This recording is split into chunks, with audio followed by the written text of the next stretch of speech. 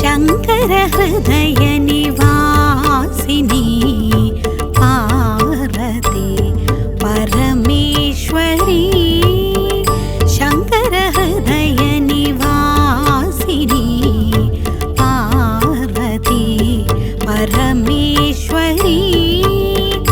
జై జగత్మాత దేవి బగళాముఖి. ఓం హ్రీం బగళాముఖి. సర్వదుష్టానాం వాచం ముఖం పదం స్తంభయ జిహ్వాంకేలయ బుద్ధిం వినాశయ హ్రీం ఓం స్వాహ. ఓం హ్రీం బగళాముఖి.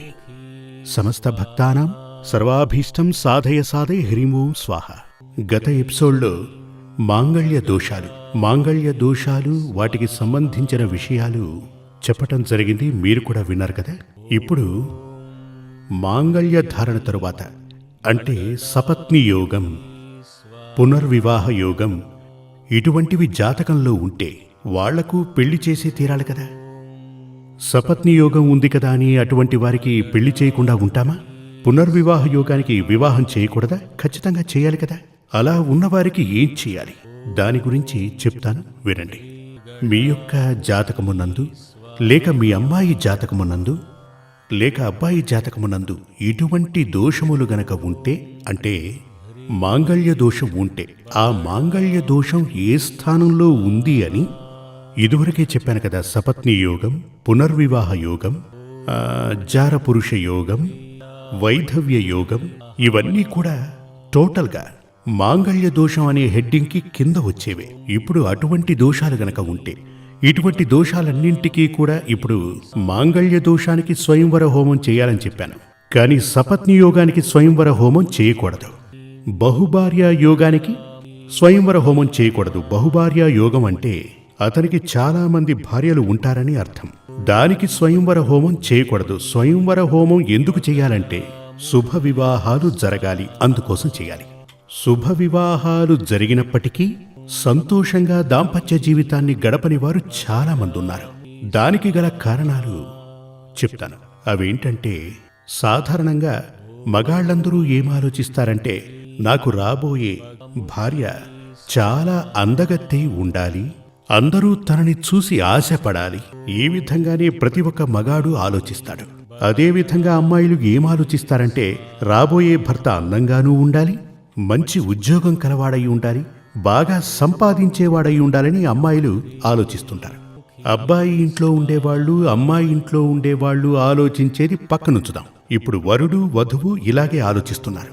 ఇప్పుడొక వరుడు తను కోరుకున్నటువంటి చక్కటి అందంగల అమ్మాయి దొరికిన తర్వాత కూడా, అంటే అందరూ ఆశపడేటువంటి అందం కలిగిన అమ్మాయి తనకు భార్యగా రావాలని కోరుకున్నప్పటికీ చాలా మందిని పెళ్లి చూపులు చూడటానికి వెళ్లి అందులో మనసుకు నచ్చిన అమ్మాయిని పెళ్లి చేసుకుని ఇంటికి తీసుకువస్తాడు. అలా తీసుకువచ్చిన తనని కొంతకాలం గడిచాక, అంటే 2-3 మాసాలు 5-6 మాసాలు గడిచిన తరువాత జీవితం నుంచి పక్కకు తప్పించి అసహ్యంగా ఉన్నటువంటి పనిపిల్లతో బంధం పెంచుకుంటాడు. అలా ఉన్నటువంటి చాలా మంది నాకు తెలుసు. దీనికి కారణం ఏంటంటే, ముఖ్యంగా ఇక్కడ అప్పుడు జాతకంలో పొంతనలు ఉన్నాయి. అమ్మాయి జాతకంలో 2వ స్థానంలో ఉన్నటువంటి పాపగ్రహాలే కారణం. ఆ 2వ స్థానంలో ఉన్నటువంటి పాపగ్రహాలు ఏం చేస్తాయి అంటే, అది తన నాలుక మీద నాట్యం చేస్తుంది. ఒకానొక సమయంలో ఓ తల్లి కూతుళ్ళు నా దగ్గరకు వచ్చారు. చెప్పారు, నాకు జాతకం ఇచ్చారు, జాతకరీత్యా అన్నీ బాగానే ఉన్నాయి, కానీ ఇప్పుడు తను ఒంటరిగా బ్రతుకుతోందా అని అడిగాను. అవును స్వామి, మీరు చెప్పినట్టే జరుగుతోంది. ఇప్పుడు కొంతమంది ఈ సూర్యమంగళానికి తమ జాతకాన్ని చూపించుకోవడానికి వచ్చి 99% మందికి వాళ్ల జాతకాన్ని చూసి జాతకంలో ఉన్న విషయాలు నేను వారికి చెప్తుంటాను. తరువాత మీరేదైనా అడగదలుచుకుంటే నన్ను అడగండి అని అడగగానే, ఏం చెప్పమంటారు స్వామి, టీవీలో నాటకం చూసినట్టుగా మీరే అంతా చెప్పారు, ఏదైనా పరిహారం ఉంటే మీరే చెప్పండి అంటారు. ఆ పరిహారం రాసిస్తుంటాను.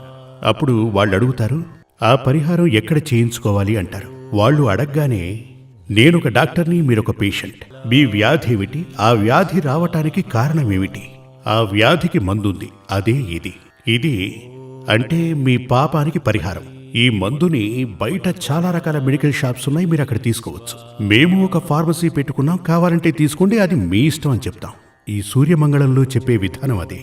ఇప్పుడు ఇదివరకే చెప్పిన ఆ కథకు వస్తాను. అప్పుడు ఆ అమ్మాయి వాళ్ళమ్మ అన్నారు, వివాహం జాతకం చూసి ఇష్టపడి మరీ చేశాం, కానీ ఇప్పుడు వాళ్ళిద్దరూ విడిపోయి బ్రతుకుతున్నారు అంటారు. నేను ఎదురుపడితే ఆయనకు నచ్చటం లేదు, నన్ను దూరంగా ఉంచాడు అంటారు. మరో అమ్మాయితో తను సంబంధం పెట్టుకున్నారు, వివాహమై 7-8 మాసాలే అయిందని చెప్తారు. ఇలాగే చాలా మంది ఇక్కడికొచ్చి చెప్తూ ఉంటారు. దానికి కారణం ఏంటంటే ఆ స్త్రీ జాతకంలో 2వ స్థానంలో ఉన్న, లగ్నంతో ఉన్న 2వ స్థానంలో ఉన్న పాపగ్రహాలే. 2వ స్థానంలో పాపగ్రహాలు, ముఖ్యంగా శని ఉన్నాడు అంటే వారు ప్రేమపూర్వకంగా మాట్లాడరు, దెబ్బలు తినేలా మాట్లాడతారు. అదే సమస్య. అంటే ఏంటంటే అమ్మాయి అందం అనేటువంటిది చెప్పబడినది పెళ్లి తరువాత తన మాట తీరే. ఎంత అందం కలిగిన భార్య అయినప్పటికీ తన మాట తీరులో చక్కదనం లేకపోతే తను మాట్లాడి అతని మనసు విరిచేస్తుంది. భర్త విరక్తిలో ఉంటాడు. విరక్తిలో ఉన్నప్పుడు ఏమవుతుంది? ఆ విరక్తి వల్ల తన భార్యని దూరంగా పెడుతూ ఉంటాడు. ఈ మాట తీరు ప్రశాంతంగా, వాళ్ళు నన్ను పరిహారం అడిగారు, నేను చెప్పాను. దీనికున్న పరిహారం ఒక్కటే, పరుషమైన మాట తీరు తగ్గించు, సమస్య తీరిపోయినట్టే. ముఖ్యంగా కోపం వచ్చినప్పుడు నువ్వు మాట్లాడకూడదు, నోరే తెరవకూడదు. నీకు ఎప్పుడు కోపం వచ్చినా ఆ సమయంలో పూజా గదికి వెళ్ళిపో, తలుపేసుకో. పూజ గది ఉంది అని చెప్పారు వాళ్ళ ఇంట్లో, అక్కడే ఉండిపో, సమస్యే ఉండదు. కోపం తగ్గాక మాట్లాడు, అది ఓ పద్ధతి. మరొకటి, 90% ఇళ్లలో అమ్మాయిని పెళ్లి చేసి పంపుతున్నప్పుడు తల్లి తన బిడ్డకు ఉపదేశం ఇస్తూ ఉంటారు. మీరు కూడా అలా చేసే ఉంటారు. చెప్పండి, విందాం, ఏం ఉపదేశం చేస్తారు? ఇదివరకటి రోజుల్లో పెద్దవాళ్ళు చెప్పారు, కుటుంబ గౌరవాన్ని కాపాడాలి, నువ్వక్కడ సంతోషంగా ఉండాలి, మన కుటుంబ గౌరవం మెట్టినింట్లో నువ్వు కాపాడాలి అని చెప్తారు. కానీ ఇప్పుడు అలా చెప్పట్లేదు. అబ్బాయిని గుప్పెట్లో పెట్టుకోమ్మా, ఇలా తనకు చెప్పి పంపుతుంటారు. అదే అసలు సమస్య. ఇక ఈ అమ్మాయి అక్కడికి వెళ్ళిన తర్వాత ఎలాగైనా తన భర్తని తన అధీనంలో ఉంచుకోవడానికి ప్రయత్నం చేస్తుంది. మగాళ్ళు 3 రకాలుగా ఉంటారు. ఒకరు విల్ పవర్ ఉన్నటువంటి వ్యక్తి. ఈ విల్ పవర్ ఉన్నటువంటి వ్యక్తిని మార్చలేం.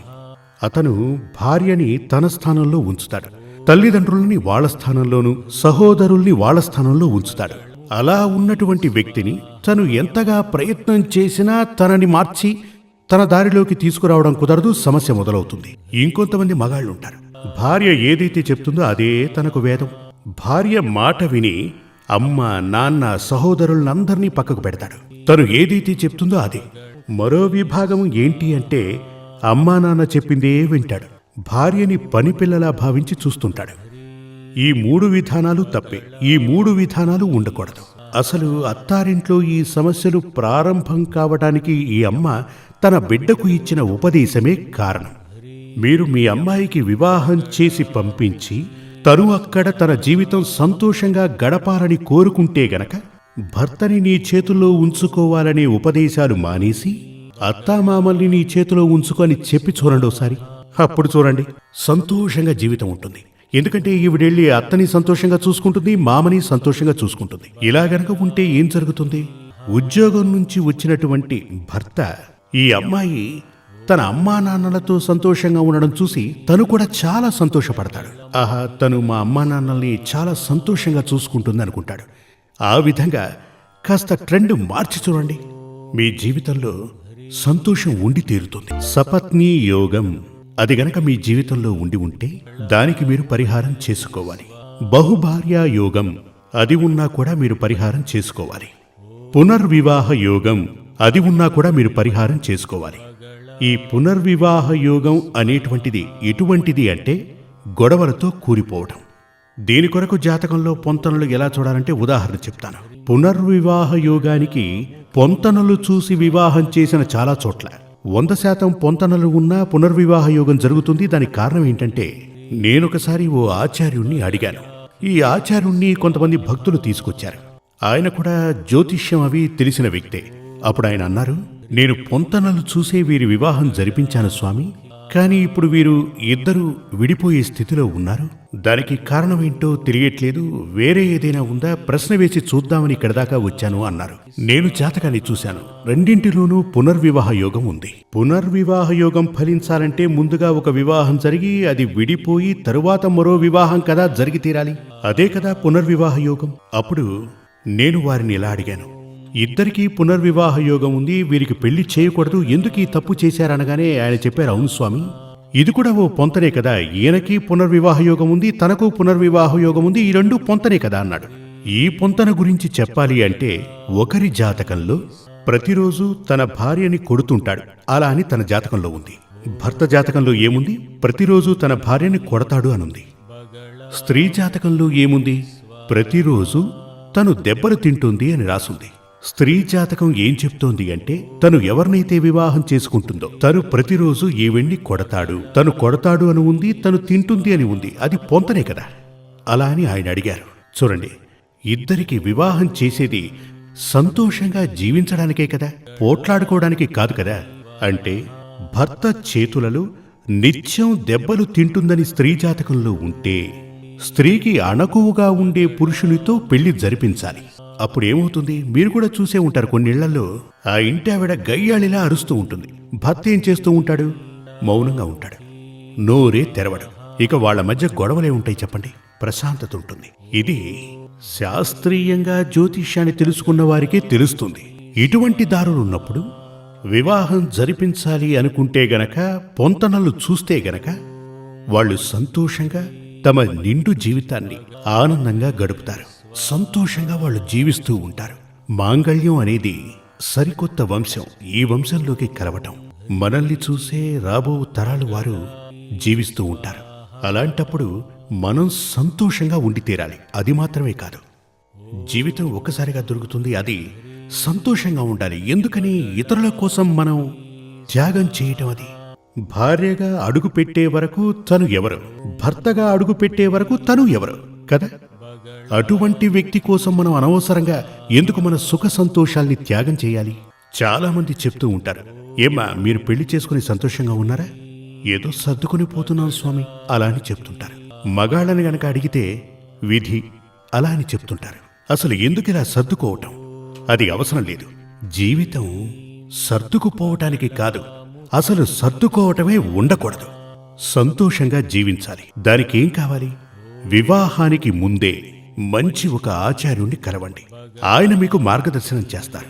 ఒకవేళ వివాహం జరిగిపోతే దానికి కూడా పరిహారం ఉంది కదా. మీ జీవితంలో అసలు సంతోషమే లేదా, సుఖం లేదా?